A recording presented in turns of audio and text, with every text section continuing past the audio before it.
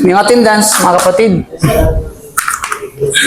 Okay, a'udzubillahi samil alim minasyaitanir rajim. Bismillahirrahmanirrahim. Alhamdulillah wassalatu wassalamu ala Rasulillah wa ala alihi wa sahbihi ajmain. Assalamualaikum warahmatullahi wabarakatuh. Okay. Alhamdulillah mga kapatid, ay nasimulan natin ang kwento, no, ng Suratul Kahf, Ashabul Kahf. Alhamdulillah. At tatalakay din natin yung iba't ibang tafsir ng mga scholar patungkol sa aya na am hasibta an ashabul kahfi war raqimi kanu min ayatina ajaba.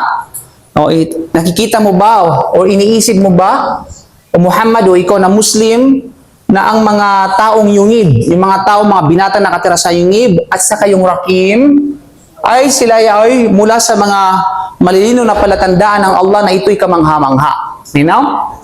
So, inshallah, sinasabi ng mga ulama at yan ay nagkaroon ng komentaryo ang mga ufassirun hinggil sa ipinapahiwatig noong aya na ito mga kapatid sa panampalatayang Islam. Nang ibig sabihin dito, nagpapahiwatig ng aya na yon na hindi lang ang kamangha-mangha mula sa mga nakikita natin at naririnig natin at naobserbahan natin at nasasaksihan natin ay ang kwento ng Ashabul Kahf.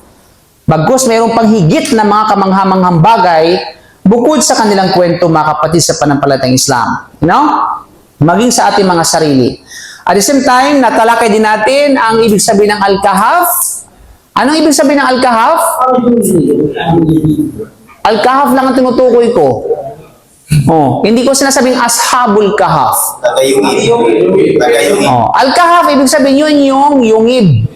Ashabul Kahf, yung mga taong nakatira sa yungib. Malinaw? Okay. At saang lugar ito mga kapatid? Sinabi natin? O, anong specific na lugar? Saan? Oo nga, aram ko sa Jordan. Ayla. Ayla. Okay? Ang Ayla, ito ay malapit sa Aqaba. Aqaba, saan yung Aqaba? Sa Jordan. Oh, at si apapatid na RC, oh, mashallah, ay nakapunta ng Jordan. Mashallah, tabarakallah. Okay, sino pa nakapunta ng Jordan dito? Yes, pumunta naman tayo sa Jordan, di ba? Okay. So, yun yung, ibig sabihin, doon niya matatagpuan. Kaya pag pupunta kayo ng Jordan, kung gusto mong makita yung mga historical place, pwede mong bisitahin yung, sabihin natin yung lugar na yan, mga kapatid sa panampalatayang Islam. Ilan pa sila naging bagong Muslim? Wala pang balbas. Sinasabi ko sa iyo ha, hati tayo. No? Mamaya panggatsa, Yusuf, panggatsa mamaya ha. Okay. So yung mga kapatid, now sinabi ni Abdahak, mayroong mufassir na si Abdahak. Sinabi niya, Ammal kahfu fahuwa gharul wadi. Ar-rakimu ismul wadi. Sabi niya, tungkol sa Al-Kahf, Al-Kahf. Ito yung mga iba't ibang kahulugan ng Kahf, mga kapatid, no? Ang Kahf daw, ito ay isang yungib sa lambak.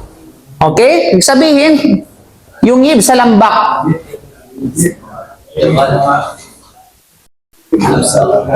Yung ibsa tinatawag na lambak at ar-rakim naman ang pangalan ng lambak. Oh. Kasi di ba maraming mga iba't di ba? Yan yung last quiz na Di ba kaya may masasagot yun na. Okay. Name of the valley. Ibig sabihin, di ba sabi natin, maraming iba't ibang ibig sabihin ng rakim sa aya na ito. Dito, nagkaroon talaga ng controversial mga kapatid. Ano ba itong rakim na yan? Ito ba'y tao? Ito ba'y bagay? Ito ba'y lugar? So, different interpretation ng mga ulama, ng mga scholar natin. Eh si Dahak, sinasabi niya, ang rakim, ito ay pangalan ng valley. Pangalan ng lambak. Okay? Sinabi naman ni Mujahid, si Mujahid, hindi yung Taga-Laon yun, ha? Okay. Ayon kay Imam Mujahid, okay? Ad-Dahhak. Dahhak. Yes, ayon sa kanya. Mga scholar, ito yung mga mufassirun. Sinabi ni Mujahid, Ar-Rakimu kana bunyanahum wa yaqulu ba'dhum huwa al-wadi alladhi fihi kahfuhum. Sinabi niya, ang Rakim daw ay tumutukoy sa kanilang mga gusali. Hindi pa, ito pa. Malinaw para, sabi niya Rakim, yung Rakim na yan, tungkol sa kanilang mga gusali. Di ba? May mga gusali pa sila. Malinaw? Okay. Tumutukoy sa kanilang gusali. Sabi ng iba, ito ay tumutukoy sa lambak kung saan naroon ang kanilang kuweba. So same ang ibang ipon yun dito. Okay? Lambak pa rin. So mayroon tayong nag-gather na info tungkol sa Rakim. Sinasabi nilang iba, pangalan ng lambak. Sinasabi nila na ang Rakim ay gusali. Di ba? Ibig sabihin, ang Rakim ay ang pangalan ng lambak na nasa tabi ng bundok kung saan matatagpuan ang butas ng yungib ng mga ashabul kahf. Now, tinala ni Ibn Ar-Razzaq na si Ibn Abbas ay nagsabi tungkol sa Ar-Rakim. Ito naman kay Ibn Abbas. Sabi ni Ibn Abbas, ang Rakim, yaz'umu Ka'bun annaha al-qarya. Sinabi noon ni Ka'ab na ito ang bayan. Okay? So, ibig sabihin, another ng Rakim, ito ay bayan. Okay? Sino nagsabi nito? Pero ito ay galing kay Ka'ab. Okay? Kay Ka'ab bin Malik. Okay? Ito ay opinion ni Ka'ab bin Malik. Isinalaysay lamang ni Ibn Abbas. Malinaw? Na ito ay bayan. Ang Rakim daw, ito ay bayan. Okay? Ito ay isang tinatawag na bayan. Valley. Palawak ng palawak no. Ano ba talaga itong Rakim? Subhanallah. Sinabi ni Ibn Ishaq, mula sa authority ni Abdullah ibn Najih, na mula kay Mujahid na si Ibn Abbas ay nagsabi, Ismun dhalikal jabalu Banjalus. Okay, Banjalus ang pangalan ng bundok na iyan.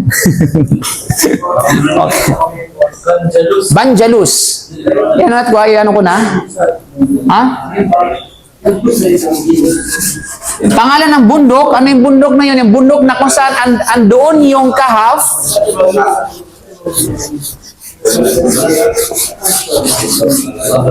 Ang pangalan is Banjalus. Banjalus. Okay?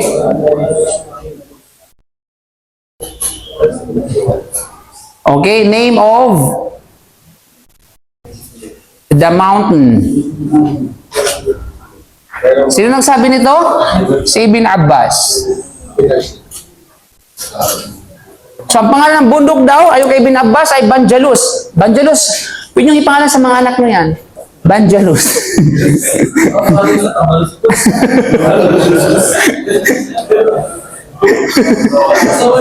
Banjalus, okay? Sinabi ni Ibn Jurayj, sinabi sa akin ni Wahab bin Sulaiman sa authority ni Shu'aib al-Jabba'i, anna isma Jabalil Kahfi Banjalus, wasmul Kahfi Hizim. Okay? Hizam pala. Wal kalbu Himran. Okay? Ang pangalan ng bundok ng kuweba ay Banjalus, at ang pangalan mismo ng kuweba ay Haizan. Haizam pala, Haizam. Okay. Haizam. Ito yung name of the cave.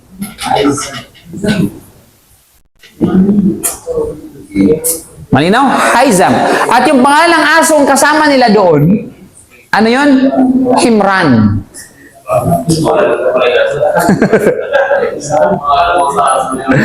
Okay? Name of the... Di ba sa kwento may kasama silang aso? Mag-create ka ng sarili mong kwento, no? Lagyan mo ng pusa. You know? Bira. Gumawa ka ng sarili mong Quran din. Ba't ka tayo magdadagdag ng ano na wala naman sa kwento, pambira kayo? Ha? Okay? Sino na sabi nito mga kapatid? Si Al-Jabba'i. Okay, according kay Al-Jabba'i.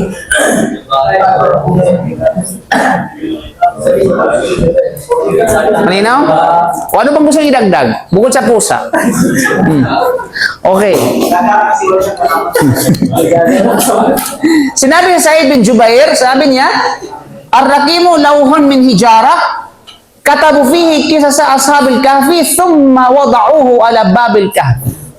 Sabi niya, ang rakim daw ay isang tapyas ng bato. Alam mo yung tapyas ng bato? Para siyang ano ba? Yung tapyas. O tipak, no? Para siyang tipak ng tinatawag na bato o lapida o talaan. Sabi natin yun, lapida o talaan.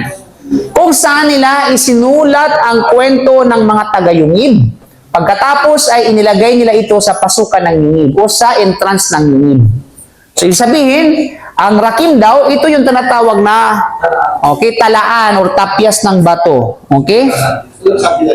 Wait lang ha. Ar-rakim, ito ay talaan, tapyas, para ng aso?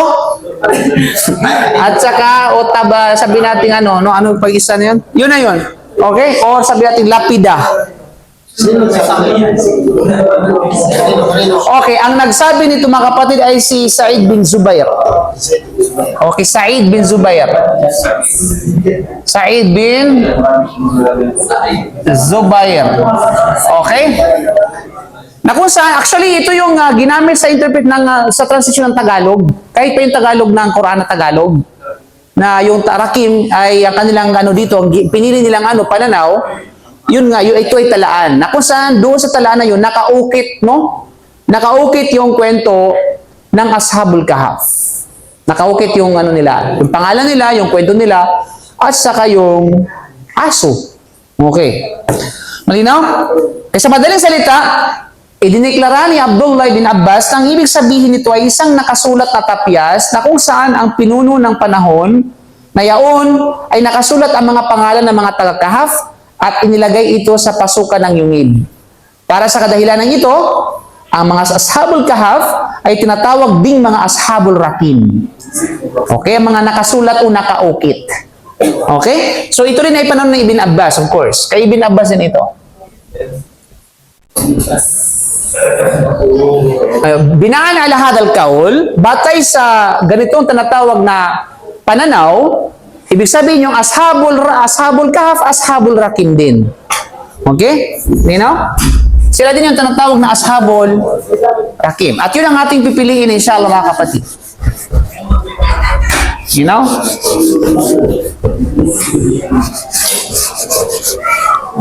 So, ang Ashabul Kahf, sila yung tinatawag na sila yung mga Ashabul Rakim. Taong mga nakaukit. Okay, taong mga nakatala doon sa tableta. Okay, samantalang Ashabul Kahf, taong nasa yungib. You know? So yun yung mga kapatid. Sabihin, ito lang pagkaiba nila. Ashabul Kahf, yung Kahf, yungib, at yung Rakim, yun yung talaan. Na nakasulat doon yung kanilang kwento. Okay? At saan nilagay? Sa entrance ng yungib. Anong pangalan ng yungib?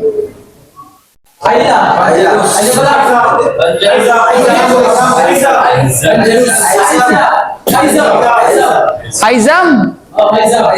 Okay. Hizam. Okay, Haizam. Pwedeng Haizam, pwedeng Hizam. Anong pangalan ng aso? Imran. Masyaallah, tabarakallah. Anong pangalan ng bundok? Banjalus. Ang Ayla, yun yung lugar kung saan matatagpuan doon yung tinatawag na Okay, doon na. Matatagpuan doon yung Ashabul Kahf. Okay. Now, meron na kayong sagot, ha? Ha? Pangalan ng aso? Himran nga. Himran. Hindi Imran, ha? Iba yung Imran sa Himran. O Imran, ha? Iba yung Imran, yung Ali Imran. Okay? Ayan, ito yan.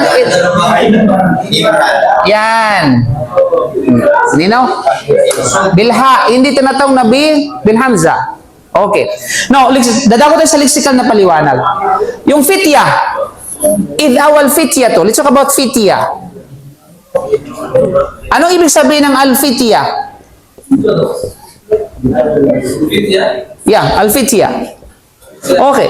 Al-fitya, mga kapatid, of course, sa ikasampung talata, ay ang pangmaramihan ng fata. Ito yung singular form ng fata. Fata, hindi. Fata. Hindi fatah. Fata. Na kung saan ang fata, nang ibig sabihin ay binata. Okay?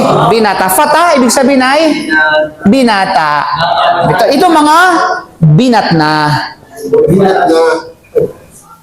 You know? Al-fitya, ibig sabihin na tulad yung mga binata kayo.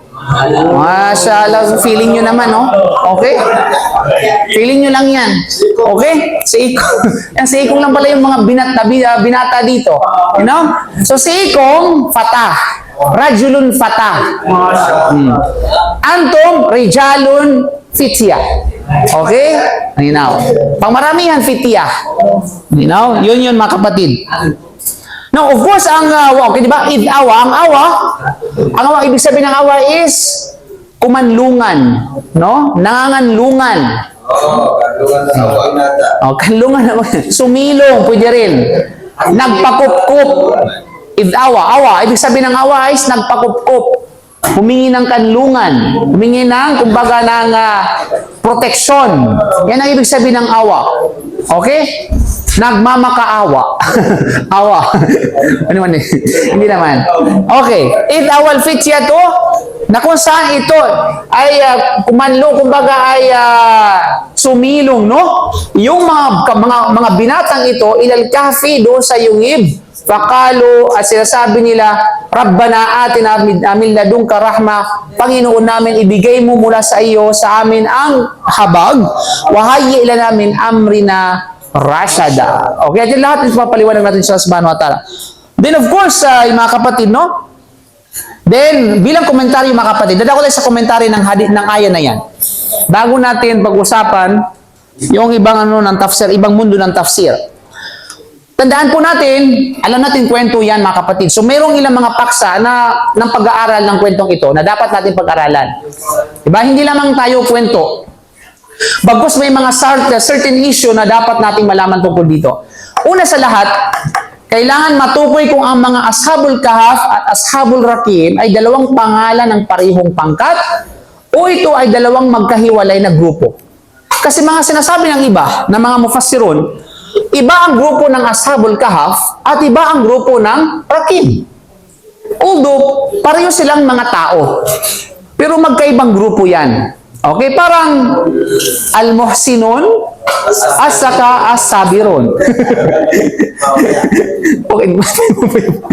Okay? So magkaibang tinatawag na grupo. According sa ibang mga skola, kung ito yung dapat nating malaman. Isang grupo ba yan? O dalawang magkaibang tinatawag na pangkat? O ito ay dalawang magkaiwalay na grupo? Bagaman, walang paglilinaw nito ang lumilitaw sa alinmang sahi ng hadith. Okay? Walang clear na hadith na nagre-representa na pareho silang tinatawag na magkaiba silang grupo mga kapatid. Ngunit si Imam Al-Bukhari sa kanyang sahih ay nagbigay ng dalawang magkahiwalay na pamagat ng kabanata. Okay? Ashabul Kahf at saka Ashabul Rakim. Sa book ni Imam Al-Bukhari sa kanyang hadith, may mga pangalan yung kabanata, di ba? Okay? Doon sa pangalan ng kabanata niya, pinangalanan niya ng Ashabul Kahfi at saka Ashabul Rakim. Okay? Na para bang sinasabi na magkaiba itong dalawang grupo na ito. Grupo ng Kahf at saka grupo ng Rakim. Okay. At pagkatapos, sa ilalim ng Ashabul Rakim, so binanggit niya ang kilalang kwento ng tatlong tao na saradong nakakulong sa isang yungib na walang daanan palabas. Alam mo yung kwento na yun, yung hadith na medyo may kahabaan. Di ba? Yung tatlong tao, na kung saan yung mga tatlong tao to, alam mo, sumilong lamang, tapos biglang nag-close door yung bukana nung pintuan, nung yungib. Nahulog yung malaking bato, at bumagsak doon sa dinadaanan nila palabas. At yun ang nagsanhi ng pagiging sarado ng yungib. At hindi sila makalabas. Alam mo kung ano yung susi nila para makalabas sila? Yung kanilang dua na may iniuugnay nila sa kanilang kabutihang gawain. Okay? So, yung hadith na yun, mga kapatid, sinipin ni Imam Al-Bukhari at tapos inilagay niya sa ilalim ng arrakin. Na para bang sinasabi ni Imam Al-Bukhari na yung tinutukoy na arrakim, yung tatlong taong ito na nasa yungib. Kasi parehong yungib eh. Okay? Tatlong tinatawag na tao. Pero gusto kong ikumplituhin yung kwento na yon, mga kapatid. Linaw? So naglakbay sila, di ba? Ang tanong, ibig sabihin, yung kanilang tinatawag na kabutihan, ginamit nila itong dua para mabuksan ang kanilang dinadaanan. Yung isa, nagdua, tapos in kana hadal amalu makbulan indaka, sabi niya, "Oh Allah, kung ang aking gawain na yaon ay ito ay para sa iyo at tinanggap mo ito, hayaan mong buksan ang pintuan ng yungib." Isa pa lang yun ha. Tapos nung nagdua nga sa pamamagitan nito, nag-move, nagkaroon ng liwanag ng kaunti, mga kapatid. No? Pero ano yung dua na yung mga kapatid? Ano yung kasi sabi niya isa sa kanila, mag-imagine tayo, alalahanin natin yung mga mabuting gawain natin para sa Allah. Baka sakaling yun yung magiging dahilan para tayo makalabas. Ano yung isa doon sa kanila? Sino magano ng kwento? Sa nanay niya. Anong gatas? Yes, yung isang kwento tungkol sa kanyang birrul walidain, tungkol sa kanyang magulang. Ano yung pinakasukat na kwento doon? Na kung saan hindi siya kakain at hindi siya iinom hanggat hindi mo na makainom at makakain ng kanyang magulang.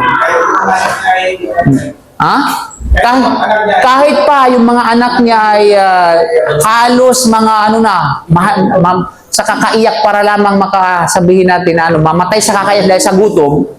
Subhanallah, dahil sa kanyang birrul walidain, subhanallah, hindi makayang matawaran, mga kapatid. Nowadays, tayo mga anak sa ating mga magulang, subhanallah, nakakalungkot.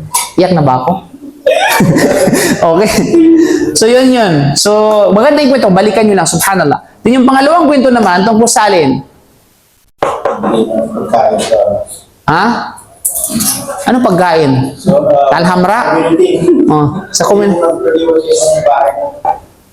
Yun ba yun? Sa babae. Yes, tungkol sa babae. Bakit tungkol? Ikwento mo nga.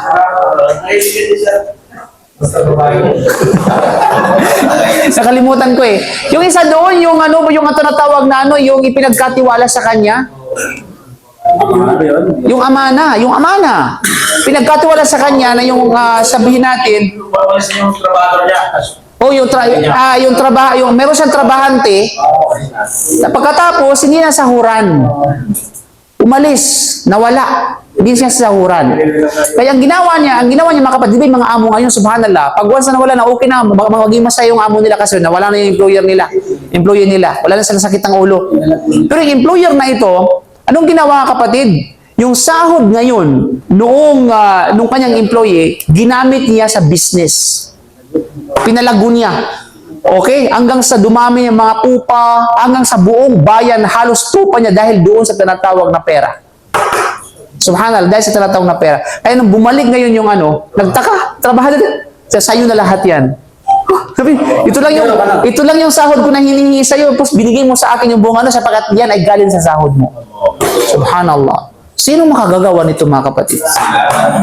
Kaya sa mga mahilig sa online selling dyan, sana ba yun? Okay? Okay. Then of course, yung pangatlong kwento, ano yun? So yun, anyway. So, ang ibig sabihin, to make a story short, mga kapatid, yun yung naging dahilan kung bakit sila sabihin natin ay nakaalis doon, alhamdulillah. Pero ang punto dito, yung hadith na yun, yung kwento na yun, ay inilagay ni Al-Bukhari doon sa kanyang kabanata na pinamagatang Ar-Rakin. Na parang sinasabi na ni Al-Bukhari, although walang malinaw at sila talaga yun, pero ako din sa kanya, sila yun. Yan tunutukoy sa Ar-Rakin. Sabi magkaibang grupo, mga kapatid, sa panampalatayang Islam. Okay? So yun yung mga kapatid. Ano bang oras? Tingin ka. So ito ay, tapos na lang ko ng itong phrase na ito. So yun nga, sa ilang mas magandang panahon, So, yung tawag sa kanila, Ashabul Rakim, ay ginamit para sa 3 tao na sumilong sa yungib sa ilang mas maagang panahon. Ibig sabihin, mas nauna na yung nangyari yung 3 taon na ito kaysa doon sa Ashabul Kahf. Okay, nauna yung Ashabul Kahf, bago yung kwento ng 3 taong ito. Pagkatapos ay nahulog ang isang malaking bato mula sa bundok, sa bukana ng kuweba at lubos itong nakaharang, naging imposible para sa kanila na makalabas. Sa sandaling iyon, ito ay may kinalaman sa anumang mabubuting gawa ng bawat isa sa kanila sa kanilang buhay na silang 3 ay nagsusumamo sa harapan ng Allah. Aming Panginoon, kung ginawa namin ang bagay na ito para sa iyong kabutihan, mangyaring buksan mo ang daanan para sa amin. Kasunod ng panalangin ng unang tao, gumalaw ang kaunti ang bato at nagsimulang pumasok ang liwanag. Sa pamamagitan ng panalangin ng pangalawang tao, gumalaw ito ng kaunti. Pagkatapos, sa pamamagitan ng pangatlong tao, ang daan ay talagang lubusang nagbukas at sila ay tuluyang nakalabas. Okay. So, of course, mga kapatid, ano yung lesson doon sa kwento na yun, mga kapatid? Na ibig sabihin, pwede natin tinatawag kasi we don't know kung alin sa mga mabuting gawain at ang tinanggap ng Allah subhanahu wa ta'ala. Hindi mo natin alam, yung mga mabuting, yung mga pagpapakain ba natin, yung mga ibadah natin, di ba, yung mga sadaka ba natin, ito ay tinanggap ng Allah subhanahu wa ta'ala. We don't know. Wala tayong assurance, mga kapatid. Okay, and yet we are hoping, ika nga na ito ay tatanggapin ng Allah subhanahu wa ta'ala. Now, in order to malaman mo kung tinanggap ba yan, okay, pumunta ka sa yungib.